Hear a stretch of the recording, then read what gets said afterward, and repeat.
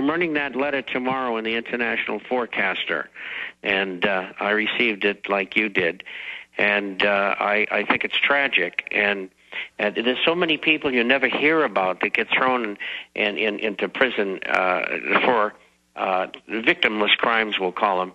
Alan Stang, who just died recently, he was thrown in prison because he fought the tax system. And, of course, you know what the outcome was. The court doesn't listen, and the judges do what they're told to do. And off Alan went for a couple of years in prison. And so this is what they do when they get you there. Alan told me that when he was in there, they did everything possible to stay there, Bob. Let's do one more segment. I want you to finish that story. These are real heroes, ladies and gentlemen. This is what we're up against, but we're winning. We'll be right back. Sherry Jackson, IRS agent, went public, exposed the fraud. They arrested her, threw her in prison. They have special tax courts that are outside of the regular law, where these judges just do whatever they want. This is the private taxing system of the offshore banks that are raping and robbing us. And I have a special message to the police and military and others coming up in the next segment. But finishing up the story you were telling about Alan Stang, who died this year, Alan Stang being some of the things they did to him in jail. Well, they did everything possible, he said, to try him to get the rules so that they could mistreat him.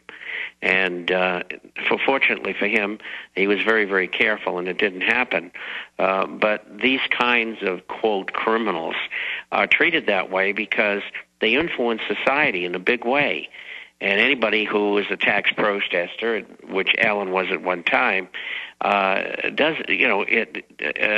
a field of influence. And so that's why they did what they did to him. And, of course, as you know, he wrote a number of books. And there's one we've been advertising, Perestroika Sunset, which is a very good book about what happened to our men in Southeast Asia. And we do have a few copies of it left. But anyway, that's what you can expect from government. They are in control. If you do lose and have to go to jail, you keep your mouth shut and just hope that you don't have to go through with that which this former IRS agent has gone through. Absolutely, Bob. Well, in closing, I'm going to come back and take calls and cover some news. We're going to let you go. We appreciate your weekly visit with us. People can go to the internationalforecaster.com, get a free issue there. It comes out twice a week in the e-format, a few times a month in the hard copy. In closing, I didn't want to get into this whole discussion about loser attitude. That's happened one time before when a caller called in and said something similar. But I'm not putting a good face on it to say that we're having the biggest victories we've ever had week after week now. More victories than we would have in 10 years previously we're having in a week now. And that's only the beginning of this if people get up and stand up, because the population is ready to hear the truth worldwide right now. And the people are discovering this global government grid. And I just hope that everyone redoubles their efforts going into the new year to wake up as many people as they can and to take over their towns and cities peacefully through the political process. It's been the crooks and the liars and the parasites. They know the power of taking action, so they've gone in and taken over. Your comments on that statement? You know, they're taken over because we've allowed them to. We were too busy doing something else. And now with high unemployment, an economy that's spiraling downward, there is no recovery going on. That's just more propaganda.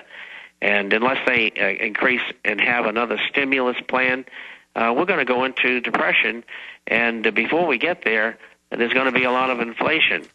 And so the public's got to wake up. They got to say to themselves, well, gee, why did this all happen? And get outside the box and listen to Alex and people like him who are talking about this.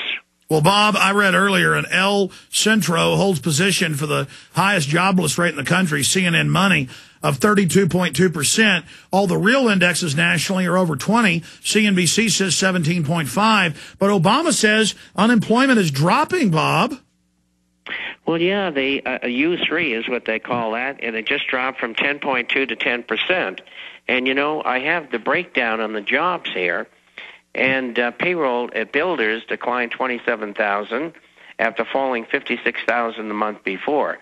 And the factory payrolls fell 41,000 after decreasing 51,000 the month before. These are the high-paying jobs. Now let's go over to where the jobs were created. And I'll preface this by saying these are the lowest-paying jobs in the economy: banks, insurance companies, restaurants, and retailers.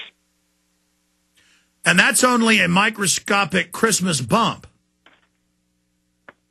Well, it is not a truthful annual take on this thing because, you know, retailers add people because it's Christmas time, as you point out, and then restaurants do more business because people are rushing from here to there because it's a holiday season.